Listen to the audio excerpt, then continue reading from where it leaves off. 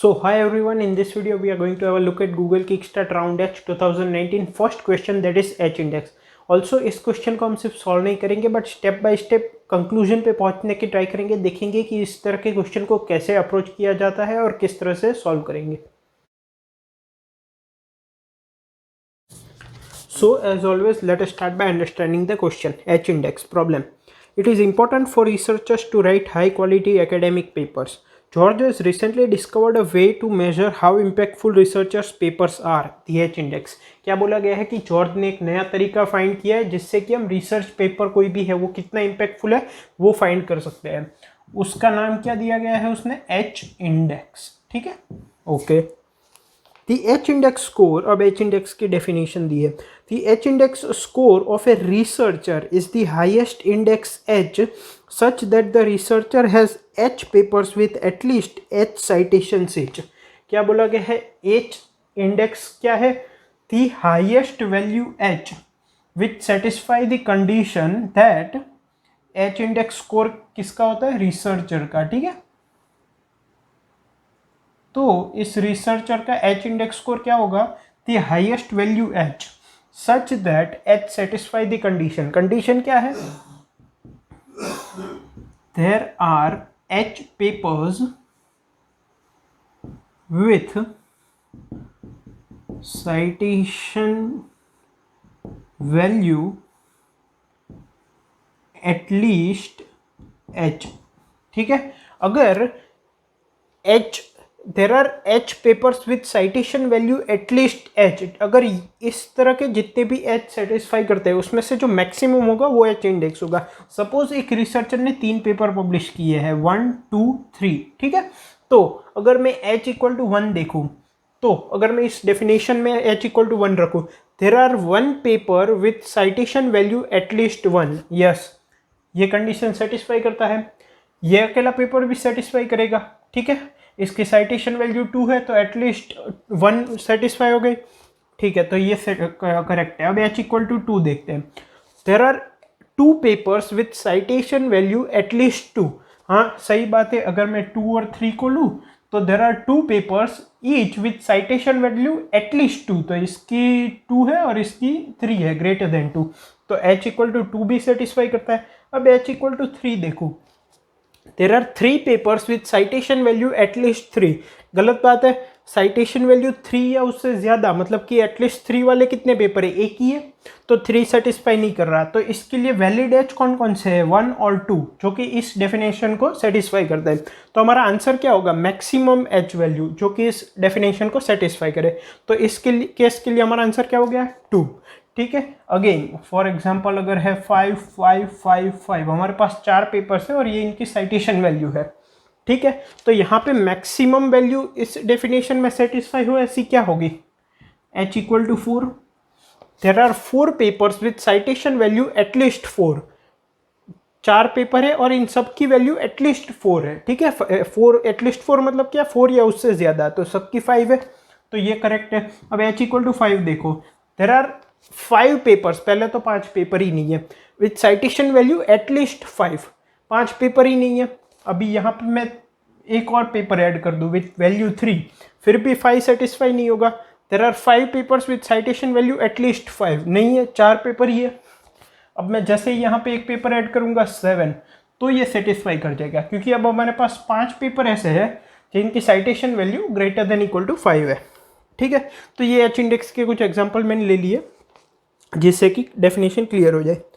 George has written N papers in his lifetime. The ith paper has AI citations. The number of citations that each paper has will never change after it is written. ठीक है. Please help George determine his H index score after each paper he wrote. और फिर input दिया गया है. ठीक है, constraints और इनपुट कैसे है वो. आखिरी लाइन में क्या बोला गया है कि जॉर्ज ने अपनी लाइफ टाइम में N पेपर्स लिखे हैं. ठीक है, ith पेपर की साइटेशन वैल्यू क्या है? AI. ठीक है, और बोला गया है कि जब ith पेपर एक बार रिटर्न हो जाए, पब्लिश हो जाए, उसके बाद उसकी साइटेशन वैल्यू चेंज नहीं होगी, मतलब कि ये कांस्टेंट है.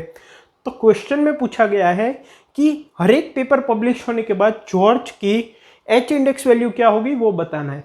मतलब कि अगर उसने 5 पेपर पब्लिश किए हैं, फॉर एग्जांपल 1, 2, 3, 4 और 5, तो पहला पेपर की साइटेशन वैल्यू 1 है, फिर सेकंड पेपर की 2 है, थर्ड पेपर की 3 है, फोर्थ पेपर की 4 है और फिफ्थ पेपर की 5 है। तो हमें हर एक पेपर पब्लिश होने के बाद बताना है कि जॉर्ज की एच इंडेक्स वैल्यू क्या है। अगर यहाँ पे हम देखें तो फर्स्ट में मैक्सिमम एच वैल्यू जो डेफिनेशन सेटिस्फाई करेगी वो क्या है, 1, क्योंकि पेपर ही एक है। अभी सेकंड में देखें तो यहाँ पे भी 1 ही होगी, क्योंकि 2 सेटिस्फाई नहीं करेगा। अगर हम यहाँ तक देखें 1 और 2 के लिए, there are 2 papers with citation value at least 2, नहीं इसकी वैल्यू 1 ही है। फिर यहाँ पे हमारा आंसर हो जाएगा 2, क्यों, क्योंकि there are 2 papers with citation value at least 2। हाँ, क्योंकि अगर हम इन तीनों पेपर को कंसिडर करें, जब ये पेपर मतलब ये लाइन बाय लाइन पब्लिश हो रहे हैं, पहले ये फिर ये फिर ये, तो जब ये पब्लिश हो रहा होगा तो ये दोनों तो ऑलरेडी पब्लिश्ड है। तो हम कह सकते हैं मतलब कि जब हम ith इंडेक्स पे होंगे तब हमें 1 से लेकर i तक के पेपर्स कंसिडर करना है। तो अगर यहाँ पे there are at least 2 paper with citation value at least 2, ठीक है, फिर यहाँ पे भी आंसर 2 ही होगा, क्योंकि 3 सेटिस्फाई नहीं करेगा। अगर हम यहाँ तक देखें तो citation value greater than equal to 3 वाले 2 पेपर है, ठीक है, और यहाँ पे हमारा आंसर हो जाएगा 3, because we have 3 papers 3, 4, 5 with citation value at least 3, तो यहाँ पे 3 हो जाएगा। तो ये हमारा आउटपुट हो जाएगा इस केस के लिए, ठीक है। सो आई होप कि आपको क्वेश्चन समझ में आ गया। अब इसके कंसेप्ट पे जंप करते हैं। ओके, सो अब कंसेप्ट देखते हैं।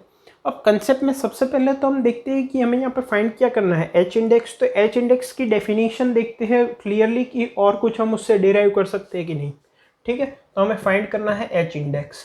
उसकी डेफिनेशन क्या है, highest value H such that there are H papers with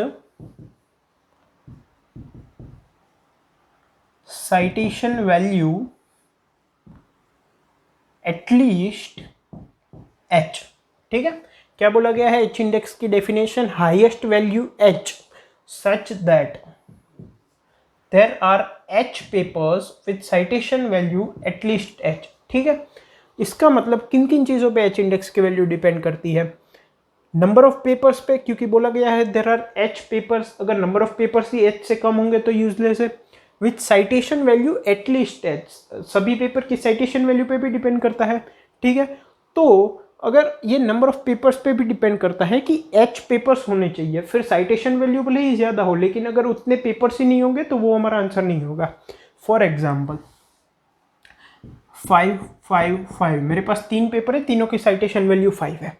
अब साइटेशन वैल्यू एटलीस्ट 5, ये कंडीशन सेटिस्फाई हो रही है, लेकिन देर आर 5 पेपर्स, ये सेटिस्फाई नहीं हो रही। तो यहाँ पे हाईएस्ट एच वैल्यू क्या सेटिस्फाई होगी, there are 3 papers with citation value at least 3। सही बात है, 3 पेपर है और तीनों की वैल्यू एटलीस्ट 3 है, मतलब ग्रेटर देन इक्वल टू 3। तो यहाँ पे हमारा एच इंडेक्स हो जाएगा 3, ठीक है। अब सेकेंड केस है कि सभी की वैल्यू मतलब एच और जो साइटेशन वैल्यू है वो एग्जैक्ट हो जाए। For example there are 5 papers with citation value at least 5, exact हो गया, ठीक है। आंसर क्या हो गया एच इंडेक्स का 5। अब यहां पे फेल क्यों हुआ था, क्योंकि नंबर ऑफ पेपर्स क्या थे, नंबर ऑफ पेपर्स 3 थे, साइटेशन वैल्यू मिनिमम भले ही 5 हो। अब तीसरा केस देखते हैं, 5, 5, 5, 5, 5, 5, 5, यहाँ पे नंबर ऑफ पेपर्स 7 है, देर आर 7 पेपर्स। अगर मैं एच को 7 लूँ, देर आर 7 पेपर्स, तो ये कंडीशन सेटिस्फाई हो गई। विथ साइटेशन वैल्यू एटलीस्ट 7, नहीं ये कंडीशन गलत हो गई, ठीक है। तो यहाँ पे हमारे नंबर ऑफ पेपर्स कम पड़ रहे थे, इसलिए एच इंडेक्स की वैल्यू 3 आ रही थी। यहाँ पे नंबर ऑफ पेपर्स और साइटेशन वैल्यू एग्जैक्ट मैच कर गया, एटलीस्ट साइटेशन वैल्यू 5, सबकी 5 है, नंबर ऑफ पेपर्स भी 5 है, एच इंडेक्स 5 हो गया। यहाँ पे नंबर ऑफ पेपर्स 7 है, लेकिन एटलीस्ट साइटेशन वैल्यू 7 नहीं है, 5 है। तो इस केस में भी हमारे एच इंडेक्स की वैल्यू क्या होगी, 5। क्यों, क्योंकि यहाँ पे हाईएस्ट एच कौन सा सेटिस्फाई करेगा, there are 5 papers with citation value at least 5, कोई भी 5 पेपर ले लो, ठीक है। There are 6 papers with citation value at least 6, कोई भी 6 पेपर ले लो लेकिन साइटेशन वैल्यू सबके सबकी 6 से ग्रेटर हो, ये फॉल्स है। ठीक है, तो यहाँ पे ये हो रहा है। अब यहाँ पे एक और चीज़ ये है कि अगर इस केस को हम देखें तो there are H papers with citation value at least H, ठीक है, there are 5 papers with citation value at least 5। तो अगर मेरी citation value 5 से ज़्यादा नहीं है, ठीक है, और मेरा आंसर यहाँ पे है 5, तो ये तो यूजलेस है, क्योंकि अब ये आंसर में कंट्रीब्यूट नहीं कर पाएंगे। अगर पेपर की citation वैल्यू 5 है तो वो आंसर इक्वल टू 5 तक ही कंट्रीब्यूट कर पाएगा। अभी इसके आगे में और 1 2 3 4, ये कितने हैं, 7 और 4 11 पेपर मैंने ले लिए, सबकी साइटेशन वैल्यू 5 है, लेकिन एच इंडेक्स तो हमारा 5 ही रहेगा। इसका मतलब कोई एक पेपर आंसर में मैक्सिमम कब तक कंट्रीब्यूट कर सकता है, खुद की साइटेशन वैल्यू तक, ठीक है, मैक्सिमम, उससे कम भी हो सकता है। फॉर एग्जांपल अगर मेरे पास 2 पेपर है, ठीक है, तो इसका आंसर क्या हो जाएगा, एच इंडेक्स 2, तो इन्होंने कंट्रीब्यूट 2 तक किया, ठीक है। अब एक और पेपर ले लिया, आंसर क्या हो जाएगा 3, एक और पेपर लिया, आंसर हो गया 4, एक और पेपर लिया, आंसर हो गया 5, एक और पेपर लिया, आंसर हो गया 6, एक और पेपर लिया, आंसर 6 ही रहेगा। तो कोई एक पेपर अपनी साइटेशन वैल्यू तक ही कंट्रीब्यूट कर सकता है आंसर में, फिर भले ही पेपर ज़्यादा हो, तो ये यूजलेस हो गए, ठीक है। तो ये हमें यहाँ से समझ में आ गया। अब एक तो ये हमने कंक्लूजन निकाल लिया कि हमारा जो साइटेशन वैल्यू है किसी पेपर का, वो उस आंसर तक ही कंट्रीब्यूट कर सकता है। अब क्योंकि हमें कंटिन्यूस आंसर निकालने हैं, ठीक है, 1 इंडेक्स पे, 2 इंडेक्स पे, 3rd पेपर पब्लिश होने के बाद 3rd इंडेक्स पे, 4th पेपर पब्लिश होने के बाद 4th इंडेक्स पे, तो अगर हम ith इंडेक्स पे होंगे तो तब तक 1 से लेकर i तक के पेपर पब्लिश हो गए होंगे, राइट। तो अगर ये मेरा i-1 इंडेक्स है, यहाँ पे मेरा आंसर है आंसर, ठीक है, यहाँ पे मेरा आंसर है आंसर 1, तो answer 1 will always be greater than equal to answer, ये हम कह सकते हैं। क्यों? क्योंकि i-1 इंडेक्स तक हमें जो आंसर मिला वो कौन से पेपर कंसिडर करके निकला है, 1 2 3 अप टू i-1, इतने पेपर्स को कंसिडर करके निकला है।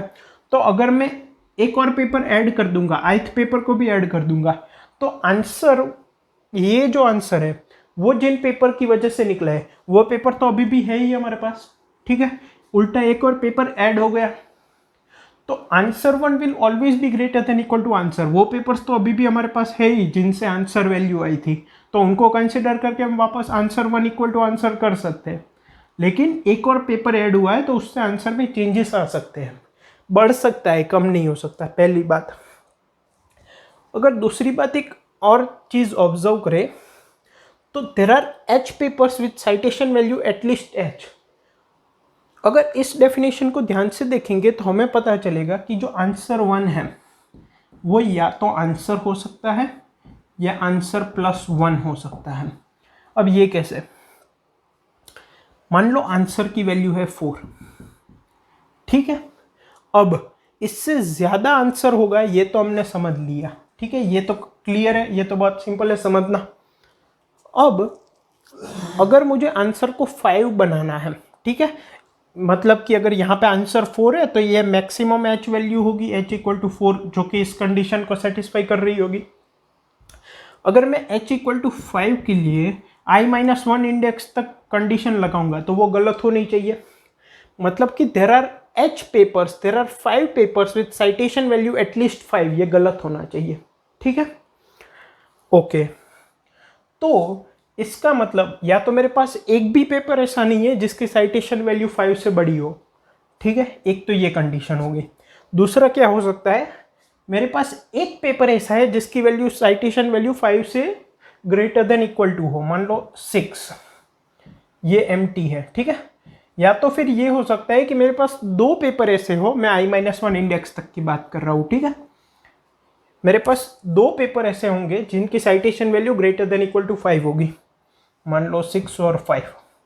या तो फिर ये हो सकता है कि मेरे पास 3 पेपर ऐसे होंगे जिनकी citation value greater than equal to 5 होगी, मान लो 5 6 6। या तो मेरे पास 4 पेपर ऐसे होंगे, कितने, 4, जिनकी citation value greater than equal to 5 होगी। For example 5, 6, 6, 5। अब अगर मैं ये कहूँ कि मेरे पास i-1 इंडेक्स तक 5 पेपर ऐसे हैं जिनके citation value greater than equal to 5 है, 5, 5, 5, 6, 7। अगर ये कंडीशन ट्रू है तो मेरा आंसर यहाँ पे 4 नहीं होगा, 5 होगा। यस और नो? अब इसके आगे होगा तो मे बी उससे आंसर इंक्रीज हो सकता है 6, 7, लेकिन there should not be 5 papers with citation value at least 5। ये नहीं होना चाहिए क्योंकि मेरा आंसर यहाँ पे 4 है। वो तो हमने पहले यहाँ पे कंडीशन लेके आगे बढ़े थे कि सपोज आंसर इज 4। इसका मतलब 1 से लेके i-1 इंडेक्स तक या तो मेरे पास एक भी ऐसा पेपर नहीं होगा जिसकी citation value greater than equal to 5 है, या तो एक होगा, या 2 होंगे, या 3 होंगे, या 4 होंगे। इतना समझ में आ गया? ये क्लियर है। अब जो मेरा यहाँ पे पेपर है उसकी साइटेशन वैल्यू अगर आंसर से बड़ी है, मतलब कि 4 से बड़ी है, अगर 4 से कम है तो वो यूजलेस है। क्योंकि हमने देखा था कि अगर मेरे पास 3, 3, 3, 3, 3, 3 6 पेपर्स भी है 3 वाले, तो मेरा H इंडेक्स हो जाएगा 3। ठीक है, बिकॉज ऑफ दिस 3 पेपर, या कोई भी 3 पेपर, बाकी के सब यूजलेस है। अब मैं कितने भी 3 के पेपर्स ले लूँ, ये सब यूजलेस है। वो अभी हमने 3 केस देखे थे, उसमें देखा था इससे पहले। ठीक है, क्योंकि ये नंबर ऑफ पेपर्स पे भी डिपेंड करता है और साइटेशन वैल्यू पे भी डिपेंड करता है। तो एक बार मेरा आंसर 3 हो गया, फिर 3 या उससे कम साइटेशन वैल्यू वाले कितने भी पेपर हो वो यूजलेस है। अब मैं यहाँ पे 1, 1, 1, 1, 1, 2, 2 ये सब पेपर ले लूँ, लेकिन वो H इंडेक्स की वैल्यू 3 से बढ़ाएगा ही नहीं, क्योंकि कोई एक पेपर आंसर को कब तक कंट्रीब्यूट कर सकता है, जब तक आंसर की वैल्यू उसके साइटेशन वैल्यू से लेस देन इक्वल टू हो। ये हमने देखा था। ठीक है, तो यहाँ पे एक बार H इंडेक्स की वैल्यू 3 हो गई तो जो भी पेपर्स जिनकी साइटेशन वैल्यू 1, 2 या 3 है वो कुछ कंट्रीब्यूट नहीं कर पाएंगे। तो अब ये इतने केस हो सकते हैं i-1 इंडेक्स तक। अब ith इंडेक्स पे अगर आंसर की वैल्यू है 4, तो अगर ith इंडेक्स पे जो पेपर है उसकी citation value less than equal to answer है तो वो यूजलेस है।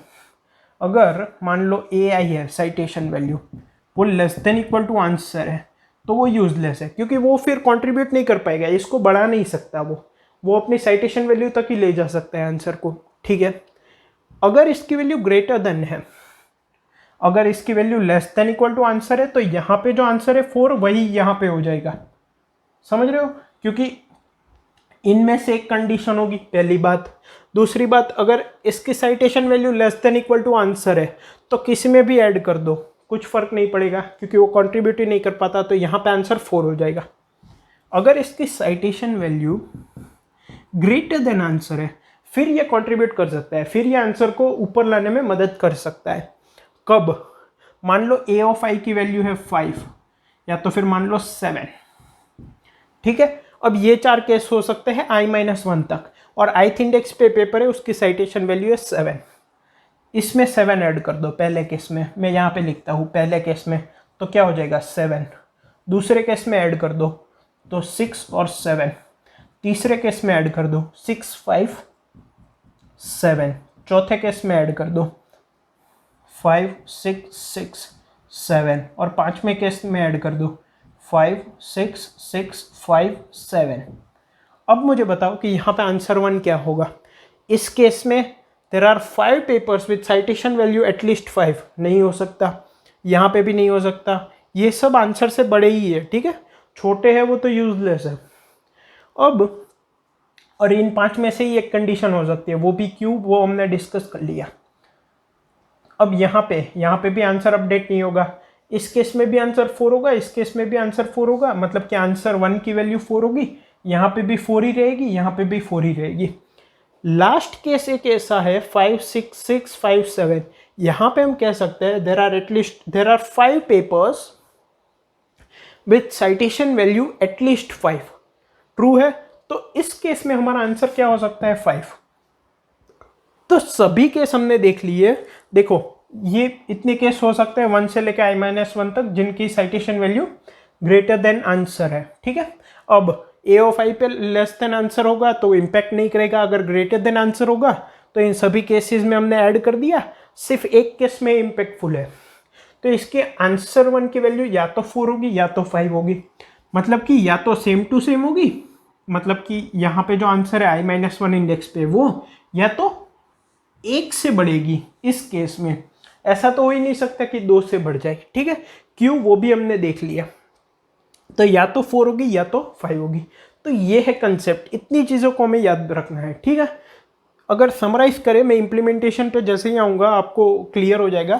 तो जब हम आंसर से आंसर 1 की तरफ मूव करें तो जितनी भी वैल्यूज़ मेरे पास आंसर से लेस देन इक्वल टू है उनको कंसिडर नहीं करनी है, ठीक है। इस एक स्टेप के बेसिस पे आगे देखते हैं इम्प्लीमेंटेशन इसका। ओके, तो अब चलते हैं, देखते हैं इम्प्लीमेंटेशन। तो अगर मैं इम्प्लीमेंटेशन की बात करूँ तो पहले तो आप ये देखो कि अगर हमने क्या देखा था कंसेप्ट में कि i-1 इंडेक्स तक अगर मेरी वैल्यू आंसर है तो i इंडेक्स के लिए या तो वैल्यू आंसर होगी या आंसर +1 होगी। इतना क्लियर है, 1 2 3 अप टू i-1 इंडेक्स तक, ठीक है। तो पहली बात, जब मैं i-1 से ith इंडेक्स तक मूव करूंगा तब या तो वैल्यू आंसर होगी या आंसर +1 होगी। हमने क्या देखा था कि जब मैं इस इंडेक्स पे होऊंगा तो यहाँ 1 से लेकर i-1 इंडेक्स तक जितने भी पेपर्स हैं उनकी जो भी साइटेशन वैल्यू है उसमें से जिन भी पेपर्स की citation value less than equal to answer होगी इनको कंसिडर करने की ज़रूरत नहीं है, क्योंकि ये हमारे आंसर को और बढ़ा नहीं सकती, ठीक है। ये क्लियर है, कंसेप्ट में हमने देखा था। तो इसका मतलब जब मैं ith इंडेक्स के लिए आंसर निकाल रहा हूँ, ठीक है, तो अभी तक 1 से लेके i तक जितने भी पेपर्स हैं मेरे पास उनमें से जिनकी भी वैल्यू उसके प्रीवियस इंडेक्स के आंसर से लेस देन इक्वल टू है उनको हम कंसिडर नहीं करेंगे, ठीक है। ओके, क्योंकि वो इंक्रीमेंट नहीं करेंगे आंसर, या तो हमारा आंसर सेम रहेगा, ये 1 से इंक्रीमेंट होगा। ओके, इसका मतलब मान लो कोई भी डेटा स्ट्रक्चर है मेरे पास, उसमें मैंने मान लो ये a(1), a(2) up to a(i) store किया है। इनमें से जिनकी भी value less than equal to answer है उनको मुझे कंसिडर नहीं करना है, तो एक्चुअल में मुझे फेंक देना है क्योंकि वो आगे भी कहीं यूज नहीं होगा। ओके, तो मैं ये कह सकता हूं जब तक values less than equal to answer है, अगर मैं इसको शॉर्ट कर दूं पूरे एरे को, तो जब तक values less than equal to answer है तब तक उनको निकालते रहो, ठीक है। एक तरीका क्या हो सकता है कि हर एक इंडेक्स पे, मतलब कि for i equal to 0, i is less than n, i plus plus, for j equal to 0, j is less than equal to i, j plus plus. मैं 2 फॉर लूप लगा दूंगा।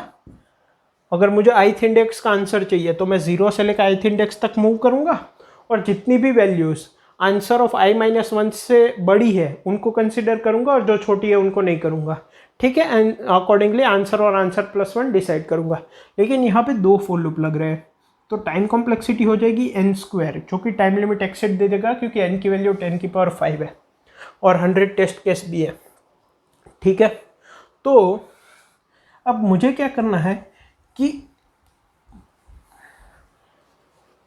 जब मैं ith इंडेक्स पे आऊँ या तो फिर आगे मूव करूँ तो जितनी भी values less than equal to answer है उनको मुझे ले जाना ही नहीं है, क्योंकि वो आगे भी कंट्रीब्यूट नहीं करेगी। तो मान लो कोई डेटा स्ट्रक्चर है उसमें मैंने सारी वैल्यू स्टोर की है, तो अगर मुझे कुछ ऐसा मिल जाए while a of i is less than equal to answer throw a of i, ठीक है, और जैसे ही a ऑफ i बड़ा आवे आंसर से तो उसके बाद सभी वैल्यूज को रख दूँ। इसका मतलब अगर मेरे पास शॉर्टेड है, ठीक है, क्या 0 इंडेक्स से लेकर i इंडेक्स तक की वैल्यूज, तो मैं ये जो ग्रेटर देन आंसर है उनको रहने दूंगा, less than equal to answer है उनको निकाल दूंगा। लेकिन हर एक स्टेप पे मुझे मूव करना है। इसका मतलब अगर मैं प्रायोरिटी क्यू का यूज़ करूँ, मीन प्रायोरिटी क्यू का, तो मैं कुछ ऐसा कर सकता हूँ while a of i less than equal to answer throw a of i। जैसे ही मेन प्रायोरिटी क्यू की top value greater than answer आएगी तो उसको मैं नहीं निकालूंगा। फॉर एग्जाम्पल अगर मेरे पास 1 4 3 2 है, ठीक है, तो यहाँ तक का आंसर क्या होगा, यहाँ पे आंसर 1, यहाँ पे आंसर 1, यहाँ पे आंसर 2, ठीक है। अब मीन प्रायोरिटी क्यू में मैंने 1, 4, 3 और 2 चारों को ऐड कर लिया क्योंकि मुझे इस इंडेक्स के लिए आंसर निकालना है। ये आंसर है, ठीक है। तो अब ये मीन प्रायोरिटी क्यू अगर है तो ये 1, 2, 3, 4 इस तरह से अरेंज हो जाएगी। यहाँ पे मेरा आंसर 2 है। तो जब तक मीन प्रायोरिटी क्यू की top value, main priority queue की टॉप वैल्यू क्या देती है? सभी में से मीन वैल्यू। तो अगर top value less than equal to answer है तो उसको निकाल दो, पॉप आउट कर दो। ये less than equal to answer है, पॉप आउट कर दो। अगर जैसे ही ग्रेटर देन आंसर है, अगर मेन प्रायोरिटी क्यू की top value greater than answer है मतलब कि उसके बाद की भी सभी वैल्यूज ग्रेटर देन आंसर है। तो अब मुझे सिंपली यही चेक करना होगा कि ये क्यू की साइज है वो ग्रेटर देन आंसर है कि नहीं। क्योंकि या तो 5 केसेस हमने देखे थे, आपको याद होगा जब हमने आंसर इक्वल टू 4 और आंसर इक्वल टू 5 का केस देखा था, ठीक है। तो या तो क्यू की साइज, क्यू की जो साइज होगी मतलब कि नंबर ऑफ एलिमेंट्स उस citation value is greater than answer, वो less than equal to answer plus 1 होगी, ठीक है। या तो एक वैल्यू होगी ऐसी, या 2 होगी, या तो अप टू आंसर प्लस 1। अगर क्यू की साइज आंसर प्लस 1 है, इसका मतलब हमारे पास आंसर प्लस 1 पेपर्स ऐसे हैं जिनकी citation value at least answer plus 1 है। तो हम क्या करेंगे, हम हमारे आंसर को अपडेट कर देंगे answer equal to answer plus 1, ठीक है। कंफ्यूजिंग लग रहा है, कोई बात नहीं, अब हम फॉर्मली पूरा डिफाइन कर देते हैं। ये था कि कैसे इसको इम्प्लीमेंट करेंगे, उसका अप्रोच।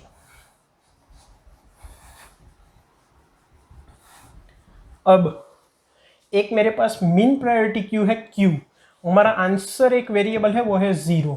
एक हमने एच इंडेक्स ले रखा है जिसमें कि हम एच एरे ले रखा है जिसमें कि हम एच इंडेक्स स्टोर करेंगे, या तो हर एक स्टेप पे आंसर को प्रिंट भी कर सकते हैं, कोई प्रॉब्लम नहीं है, ठीक है। हमारा ए एरे है साइटेशन वैल्यू वाला, ठीक है, okay. For I equal to 0, I is less than N, I plus plus, ठीक है। वाइल, या तो फिर सबसे पहले तो ith पेपर को क्यू में पुश कर देंगे क्योंकि अब उसको भी कंसिडर करना है। Q dot push A of I. अब जितनी भी वैल्यूज आंसर में क्या स्टोर होगा, प्रीवियस इंडेक्स का आंसर, मतलब कि while Q dot empty equal to false, जब तक क्यू हमारी एम टी नहीं है, and Q dot top is less than equal to answer. अगर वो less than equal to answer है तो Q dot pop, top value को निकालते रहो जब तक क्यू या तो एम्प्टी नहीं है या तो उसकी top value less than equal to answer है, टॉप वैल्यू को निकालते रहो यहाँ पे। अब इसका मतलब अब क्यू में जो भी वैल्यूज है वो ग्रेटर देन आंसर है, पहली चीज। अब क्यू की साइज अगर आंसर प्लस 1 होगी तो हम आंसर को अपडेट करेंगे आंसर प्लस 1 से, या तो फिर आंसर आंसर ही रहेगा।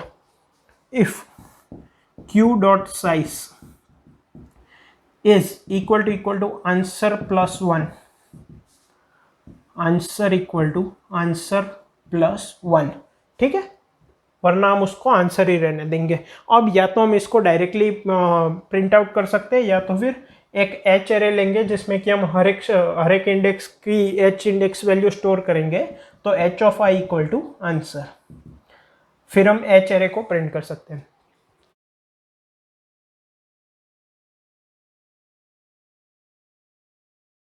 This is the question H index, काफ़ी अच्छा क्वेश्चन था। आई होप आपको समझ में आया। क्वेश्चन कंसेप्ट भी क्लियर है और इम्प्लीमेंटेशन भी क्लियर है, और इसका जो सोल्यूशन कोड है वो मैंने कमेंट में प्रोवाइड किया है। Thank you.